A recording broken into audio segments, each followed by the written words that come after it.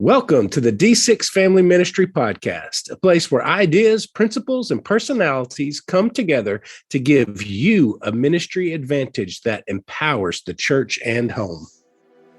I don't know anything more important in our society or in the kingdom of God than to help the church, help the family.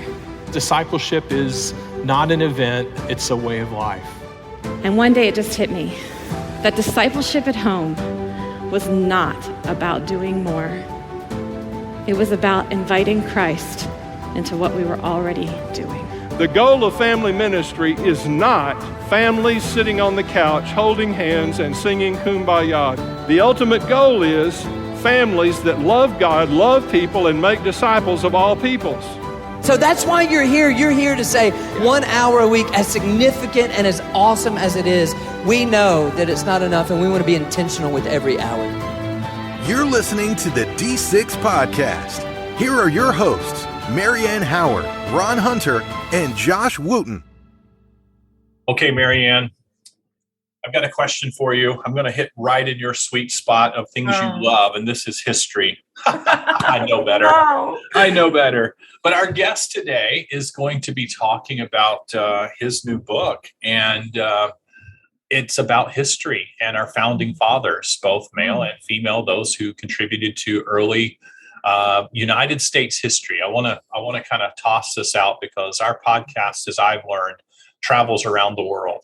Yes. When I'm in Asia and in Europe, I hear people say, hey, listen to the podcast. Well, today it kind of centers a little bit around solely on American history. So for our listeners of other countries, I would say to you, thank you for being knowledgeable in more things than your own country, because my experience is we as Americans tend to know our own history, but rarely do we know world history. And so we are kind of lacking. And I find that you from other countries know more about our own history than sometimes our high school and college students do. But Pat Williams has written a number of books, and this one's on the founding fathers. And I want to ask you, who is your favorite founding father and why? Well, first of all, let me just say I have a 15-year-old son who loves history, and he's deep into it. He reads articles constantly. So I'm having to keep up with him and make sure I'm still challenging his mind. He's teaching me a whole lot. He's in advanced pre-AP, all the things in 9th grade. And he comes home with facts and he goes, Mom, did you know? And I look at him and go, no, I don't. No, I didn't. So this is not my wheelhouse, but I will tell you my favorite founding father, surprise, surprise, is Alexander Hamilton. Surely because of the musical. But oh my goodness. The musical has informed my understanding of his role and his place in being a founding father and what he was known for, his successes and his major failures, which is the story of, our of America. So, what about you? What about you? No, for me, I know there's a love-hate relationship with all the founding fathers, depending on your, worldview, your bent, your political areas. And so I toss out the caveat that even Pat Williams, our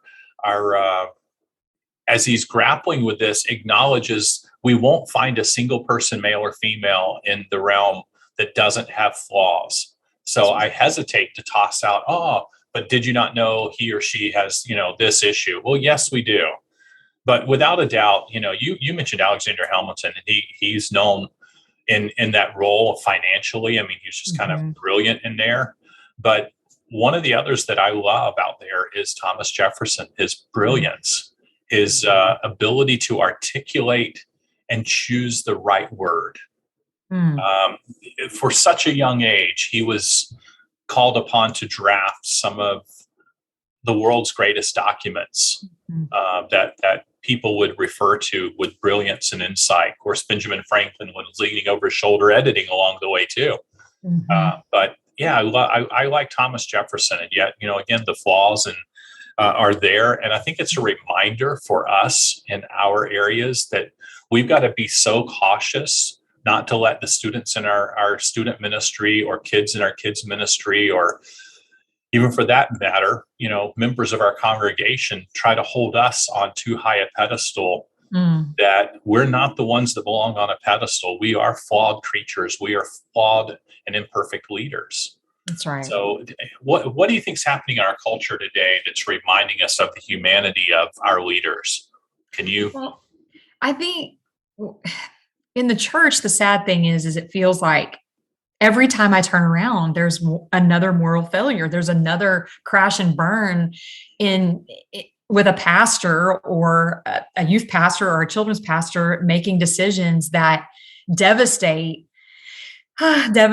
congregations. And, I'm not making light of their decision, but I want to echo what you're saying, that they are broken people. And we've got to be really, really careful. There's a both and. We've got to understand as a leader the weight of our influence. That's right. And he addresses that. And I'd like to talk on the other side of the interview a little bit about responsibility and our role in that as leaders. So I'm not taking responsibility away from. No. I'm not minimizing the decision whatsoever. Please hear me clearly. But I think we've all got to be very, very careful that we don't, like you said, elevate someone above Jesus and expect things and expect actions and expect they need Jesus too. I need Jesus too. I am full of sin and I need the grace of Jesus poured out onto my life every single day. His mercies are new every single morning. And that goes for your pastor.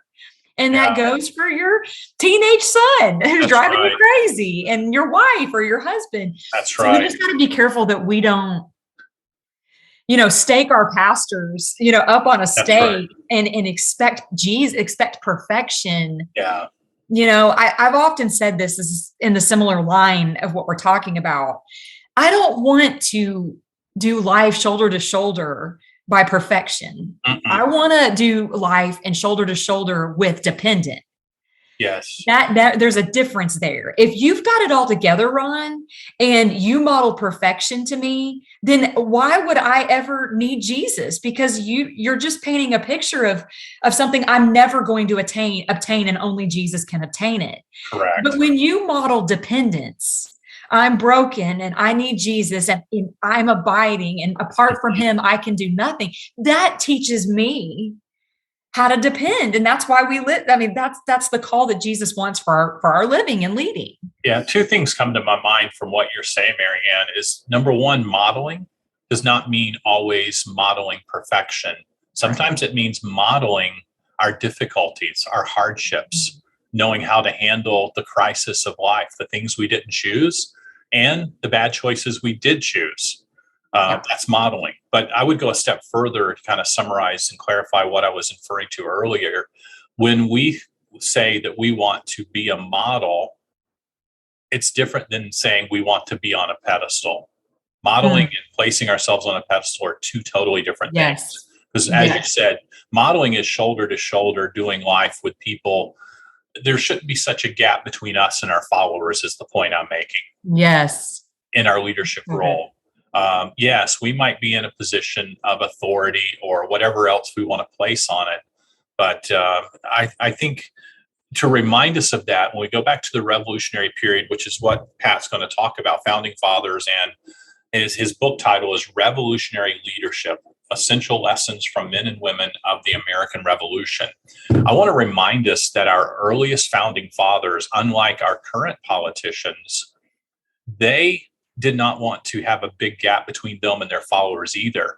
They never had it in legislation for term limits, but they always viewed it as, I'm going to go serve 2, 4, 6, 8 years, and I'm going to return back to my farm, and I'm going to become a citizen and live under the rules in which we enacted while we were meeting in the legislative bodies.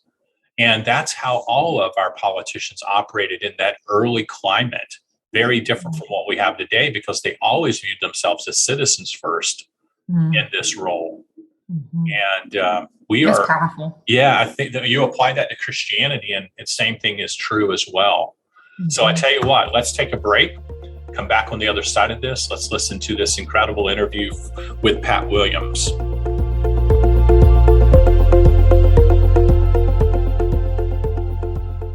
If you missed this year's D6 conference, Or if you want to relive it, we have good news for you.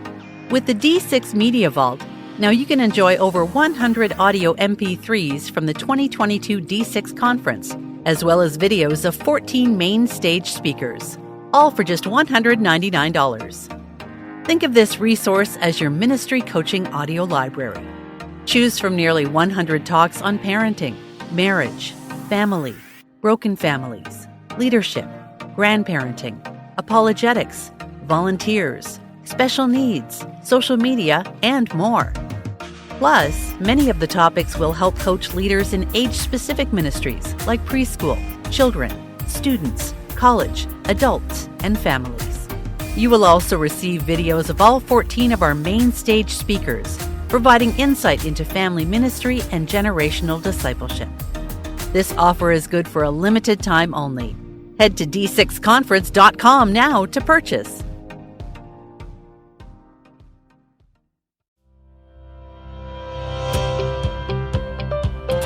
It is a privilege to be joined today by a man whose resume could probably fill up the rest of this podcast.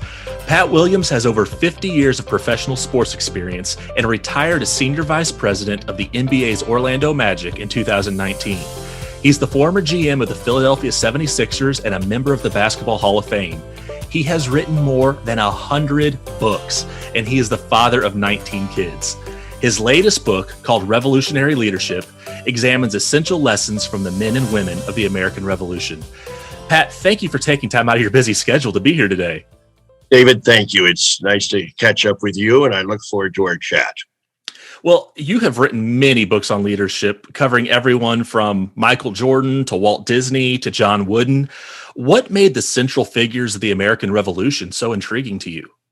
David, let me go back, way back. My dad was a high school history teacher and baseball coach where I grew up, Wilmington, Delaware. So our house, our home, was permeated with American history. And my mother was a real American patriot. And so we were near Philadelphia. So as a kid growing up, I was up many times, Independence Hall and Valley Forge and all of those sites in the Philadelphia area pertaining to the start of our country. So that's point one. Point two, much later in life, I became fascinated with the topic of leadership, and I began to study it and study the great leaders of history and study my own life as a leader. The end result was I combined the two on this book, my love of American history and my love of leadership, and the two just kind of meshed together. And the end result is this book, Revolutionary Leadership. Yeah, you mentioned the history section, the leadership section of it. This simply isn't a history book. I mean, it is a book on leadership. And the thing I love, too, is it also shows the role that faith played in the founding of America. Reading through it, I learned that Paul Revere was a devout Christian who never missed a Sunday service. I learned about the role that fasting and prayer played in the war. One thing that really caught my eye, though, is when you wrote that America was a miracle from God. What do you mean by that? David, really, when you go back and study this whole thing, there's no business other than God's miraculous hand that we even formed a nation. We elected to go to war with Great Britain. We had been a subject of Great Britain for 150 years. Suddenly they began to tighten the noose and they began to provide tough taxation. And so little by little, it began to explode. The British were the most powerful military force on earth at the time. Army, they had this huge navy. They had everything. They had better weapons and better clothing and better food and better everything. Except, as it turns out, we had better leadership. And that's other than God's hand, the fact that we had the better leaders is the only reason the United States of America ever came into being. We had no business winning that war. But we had George Washington on our side. The British didn't, and we had other remarkable leaders. And we do a chapter on almost all of them, about, I guess, 25 of them. And these are the key men and women who brought America into being. Well, each chapter of your book covers a different figure from the American Revolution. Do you have a favorite character or a favorite story from the book? Well, David, that's like somebody saying, who's your favorite child? Or what's the favorite book you've written? But I do like to talk about some of these. Henry Knox, a fascinating character. Nathaniel Greene. Why don't we spend a minute on Lafayette? You see, we got help from some key people in Europe who came over. They were sympathetic to this effort that was going on here, and they came over to help. Some of them came over and were more of a nuisance than help, but a few of them stood out. So Lafayette is a young man over in France, David, and he hears about the war, comes over because he wants to contribute. He was 19 years old, came over by himself, didn't have any idea, didn't know anybody, but somehow he wins his way north and ends up coming to the attention of George Washington. Washington, who had a good eye for talent, spotted something in the young man that he liked and embraced him and included him and began to put him to work in the war effort. And the next thing you know, Lafayette is leading troops in battle. He was badly wounded at the Battle of Brandywine, but he stayed close to Washington, and Washington utilized him to full advantage. And then, of course, at Yorktown, Lafayette played a key role there in that victory, the final victory of the war. So now he goes back to France, gets involved in that revolution, almost loses his life. But later in his life, he comes back to the United States for what they called a victory tour. And he visited many cities, and the people turned out in abundance to salute him and pay tribute to this man who's now elderly. And so, just to put it in perspective, when you hear about Lafayette, Louisiana, and Lafayette, Indiana, and Fayetteville, Arkansas, and Fayetteville, North Carolina, and Lafayette College in Pennsylvania, well, that's this 19-year-old kid who came over by himself and made these key contributions to the war effort.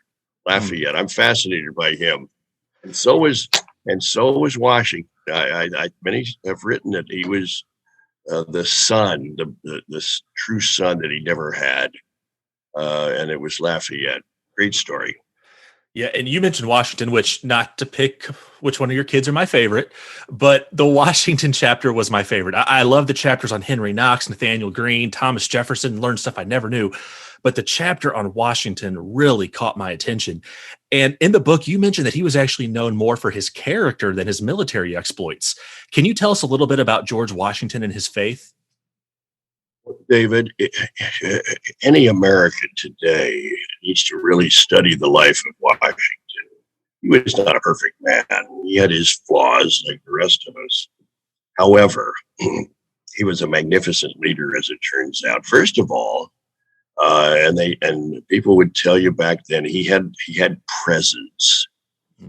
There was a charisma to him. He was not a loud, bossy type, not a chatterbox. First of all, he was 6'4", when the average height back then, David, was 5'7". So he stood out in a room. And so what did he have? First of all, he was honest. He was a man of integrity. He took responsibility. You never see him pointing fingers. The American public was devoted to him. And so after the 8 years of the war, David, and he never left the troops for those 8 years. And after the victory at Yorktown, he wanted to just go back to his farm, because in his heart, he was a farmer. However, this new nation had won their independence, but now what? They didn't really know what they were doing. And it was quite chaotic. And so they called on Washington to come and lead the nation in peace. Well, really didn't want to do that. but he did. And so he could have been called anything. He could have been called emperor. He could have been called king. He could have been called despot. He could have been anything. But he settled for the title of president, and he did the 4 years, wanted to go home, but they insisted that he do 4 more years. And he went along with that, knowing that everything he did, everything he said as a president was going to have implications for centuries. You know, the way he launched the presidency. Fascinating man. And it's important that we as Americans know about George Washington and study him and know about his faults, know about his strengths. The father of our country, we need to know about him. So hopefully that chapter inspires people to dig in and study Washington in more depth. Oh, absolutely. I know it will. It did for me. Well, we're going to take a quick break, and when we come back, we're going to continue talking to Pat Williams.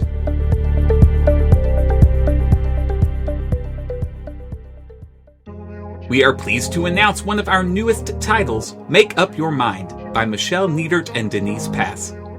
Our mindsets matter. Every day we fight battle after battle in our minds. Negative mindsets limit our existence by keeping us bound in unhealthy habits and attitudes, unless we know how to break free of them. In Make Up Your Mind, you will learn about the root behind common mental battles and negative thought patterns. This book focuses on 10 key negative mindsets and gives tips on how to overcome them using scripture and real-life solutions as we adopt the mind of Christ. Each chapter includes a devotional application section and a Counselor's Corner section featuring licensed counselor Michelle Niedert. Make Up Your Mind is available for purchase now at randallhouse.com.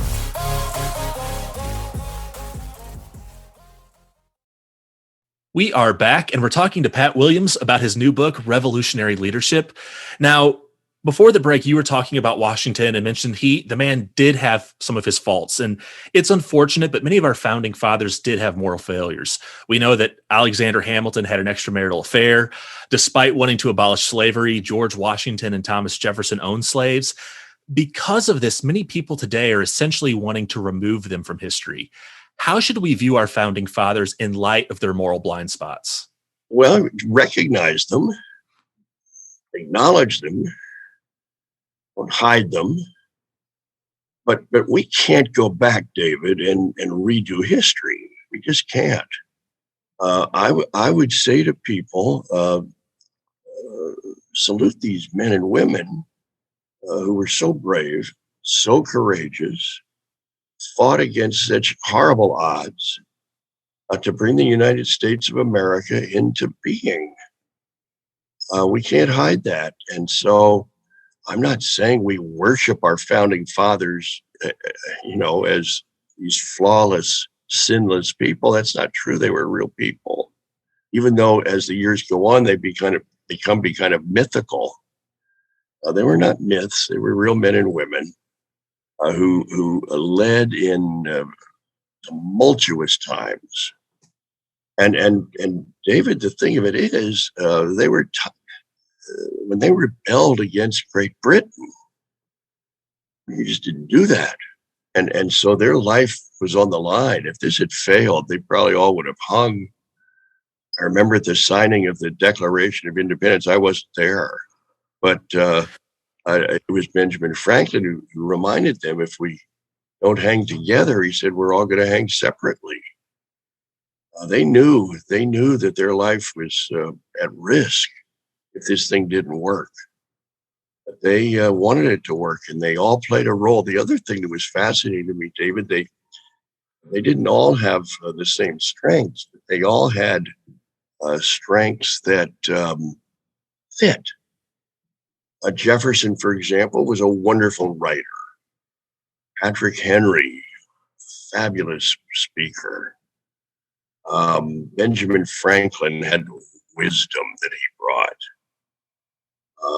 John Adams brought a moral conscience. They all brought different things, and somehow it all worked. It all meshed together and provided. Alexander Hamilton had great financial ability. it's interesting to see how it all worked and they all fit together. They didn't all get along perfectly.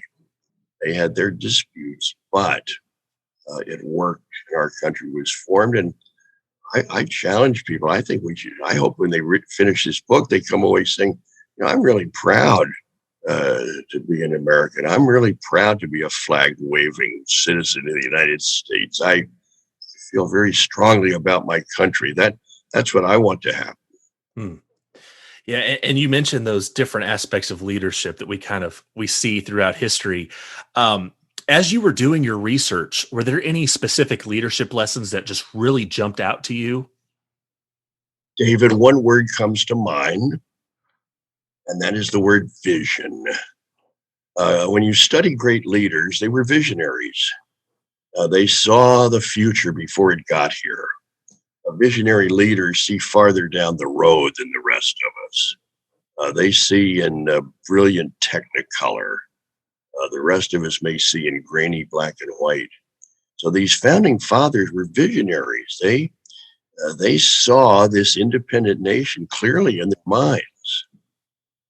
And for the 8 years of the war, that's what drove them. I think that's what kept Washington moving and going.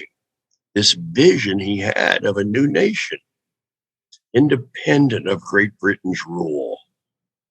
That was the vision. And when you study the great leaders of history, any period of history, in any area of endeavor, the great leaders are the visionaries. They see the future before it gets here. And that's what drove all these men and women through this period. 8 tough years, it kept them going. Well, earlier we discussed your quote about America being a miracle from God. You also wrote that America needs a miracle from God. As Christians, we know that God hasn't gone anywhere. Why do you think our country has moved so far away from him? Well, David, that's a great question. It's a great study. I'm not saying all these men and women of the Revolutionary period were evangelicals. I'm not saying you would put them all up at a Billy Graham crusade, and have them share their Christian testimony. But they were aware of a God in heaven. They were aware of a spiritual presence. And we've got to remember that God still rules. God is still in control. And it's important that we raise this next generation with a sense of fear of God, a respect for the Lord. It's important that Jesus be mentioned, that he be a central figure here. Because he lives. His Holy Spirit is still involved in the lives of believers. So I think God has a special hand on this country. I believe that. But we have to be respectful of him, and we have to be obedient to him, and we have to be committed to him. And so we never forget that as pastors or youth workers, citizens, doesn't matter. We need to have a place for God in our life at the very highest level of priorities. Well, you have been writing, you've been leading for many years. As we close, what final word of encouragement can you offer to the leaders who are listening? I've got a friend, Swen Nader, a longtime NBA player, and he loves to write poetry. And knowing of my interest in leadership, some years ago, Swen put this together for me, which I think captures the aspects of leadership. 7 things one must do to be a leader, right and true. Have vision that is strong and clear. Communicate so they can hear. Have people skills based in love. And character that's far above. The competence to solve and teach. And boldness that has fearless reach. A serving heart that stands close by. Help, assist, and edify. That covers the 7 sides of leadership, David, that I referred to. And when you study the great leaders of history, any period, they possess those 7 sides, and they all need to be there. If one of them is missing, that's a big hole in the leadership arsenal. So I think that little poem covers what I would want to share today. Well, once again, the book is called Revolutionary Leadership, and it's available now. If you're someone like me who, when you went through school, that you kind of thought history was boring, you need to check out this book, because now that I've matured a little bit and I read this, history has just come alive to me. And reading this book, it's just amazing looking at the context of things, the leadership that goes on, the way that God just had his hand upon this movement. Check this book out. Pat Williams, thank you so much for joining us today. David, thanks for the invitation, and so nice to hook up with you, and I hope things continue to go well for you.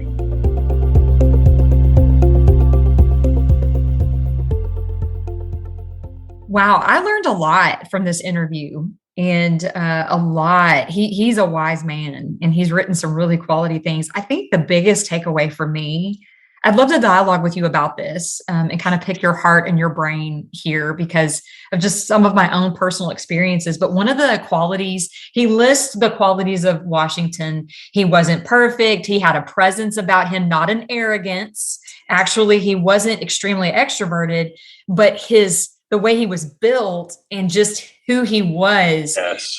He commanded a presence, and we could talk about that could really go into a whole lot of different things. He was honest, he had integrity, and this is the point right here that I'd like to dialogue about in terms of leadership and ministry.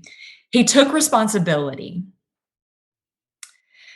I just want to say that again. He took responsibility, and I just want to camp out and visit a little bit about I'm seeing in ministry as I'm consulting and meeting with churches and church staffs and listening to pastors and dialoguing through challenges within the church culture.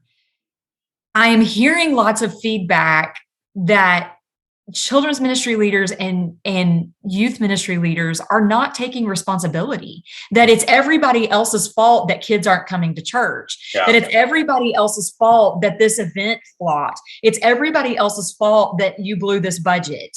There is a tension there, and I want to voice it. And so if I'm offending you out there as a listener, please know my heart, but I want to talk about why are ministry leaders not taking responsibility, and how can we help them press in to do that?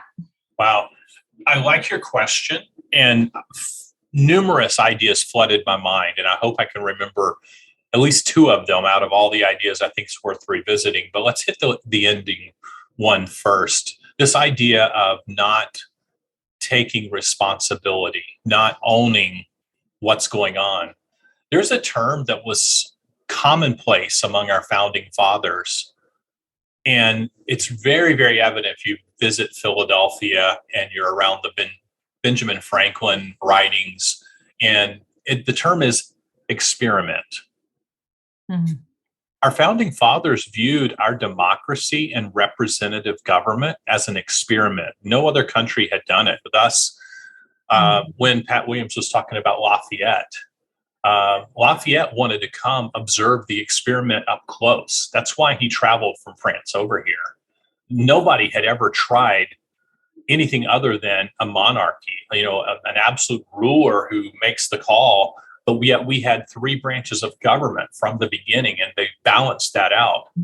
So I think when we talk about taking responsibility and things flop, can we just own the fact that it flopped and we can learn from it? And we realize, hey, everything we do is a little bit experimental.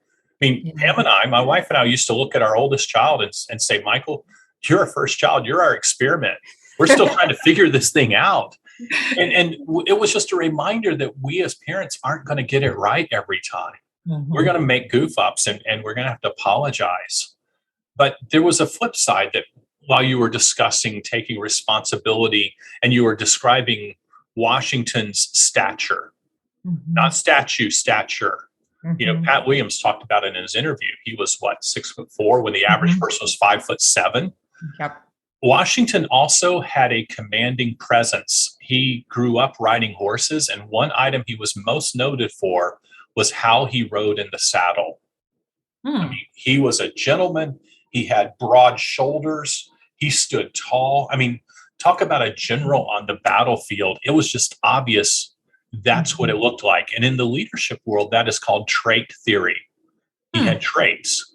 He was tall. He had, a commanding presence. He had, these areas. And so when we learn about modern day leadership theories, the questions I like to take students back to, whether they're students in teen ministry or students in, a grad program that I'm teaching, where do we find trait theory in the Bible? Not, hey, don't turn to chapter and verse and find the word trait theory, but can we go back and find something similar? Well, Saul is the perfect example, and I'm talking Old Testament Saul, the first king of Israel. How was he picked? He was head and shoulders above all the rest, had a commanding presence. If you start reading the two side by side, Saul and Washington have a lot of similarities. Now, that's called convergence, things that are similar. Now let's talk about divergence, things that are different. When Saul was told to go into battle and follow the Lord's orders, and he did not, he came out on the other side. And remember, he took some sacrifices to the Lord, and the Lord says, no, you weren't to take any spoils. I was very clear about that. And he, just like you said, I'm not taking responsibility. Lord, I'm here to sacrifice for you. It's like, no, obedience is better than sacrifice, that famous verse. Where Washington, on the other hand, super humble person, he regretted different areas that he had to take his men into battle for. If you read about some of the battles and the lack of support that they had, I mean, he owned it at every level, and he couldn't wait to get back out of that and back to Mount Vernon. And yet he was compelled over and over because of his humility to go back into the leadership role. I think you nailed it. I think you nailed it on the head in that sense of, and I'm about to say something kind of, it's sharp, but it's true. So this might sting, but I think immaturity and insecurity lead to not taking responsibility. Yeah. Yes. How can we not own failure? We learn from failure. We do. It's the only place we tend to rarely learn when we get it right, because getting it right usually comes after multiple times of failure. That's right. Yeah. And the other part about Washington is, and you talked about this in the early part, he was keenly aware that he was precedent setting. He could have run for more than 2 terms. He could have called himself king. He could have called himself all kinds of terms.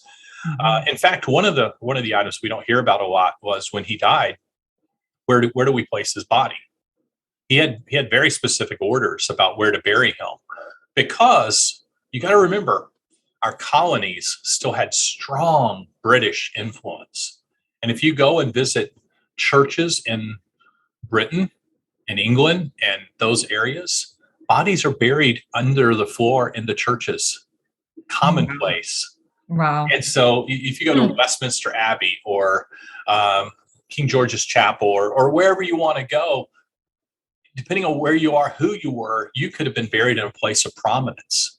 And they so wanted to bury him in the Capitol and, in a place of prominence. And he's like, no, we can't do that. And I realize the Capitol, as we know it in DC, was not present when Washington, was president. It came along later, but he was still living. And he said no to all these major precedents and continued to remind himself, because he was almost like deity. If you go read about him and you see the paintings, there's one painting that's pretty famous where it's almost like a Michelangelo Washington without garments up behind the clouds, almost like it's Father, Son, Holy Ghost and George Washington.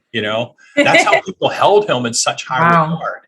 And he quickly took himself out of that position. So when people around us sometimes admire us, they admire us, number one, because they don't know us very well. The people who work with us day in and day out see our flaws way more than the people who see us from a distance. And we've got to take our place out of that as, in precedent and create the right pattern for other people to follow. That's right. That's right. Yeah, I'm thankful for Pat. I'm thankful for this book. This could be a great intro to history for you if you've not, dove very deeply into some of these personalities. And I'm also grateful that Pat didn't just pick the most notable people from the Revolutionary period. He picked some unknowns, lesser known, I think is the better term to use. And that continues to allow us to pry a little bit deeper. So thank you for that. Thanks for your insights on this, Marianne. It's really cool to see as you dive in, you have a different perspective on this than I do. Well, he stretched me. Well, you're causing me to think about this differently than I have before too. And I'm appreciative for that. Well, I'm looking forward to our guest next week, Mr. Stephen Ackley. And he is a next gen and college pastor. And he's got some really great insights into discipleship and family ministry and culture and the role of a parent and a church leader. And so I am looking forward to this interview. It's going to be a really, really practical one on maximizing discipleship moments. But until then, we're praying for you to consider your leadership and how you're leading, and thinking through who's watching you, and if you are elevating and posturing, or if you're leading out of humility. We're praying for you to lead from a place of humility, and that you would continue to grow and be challenged as a leader.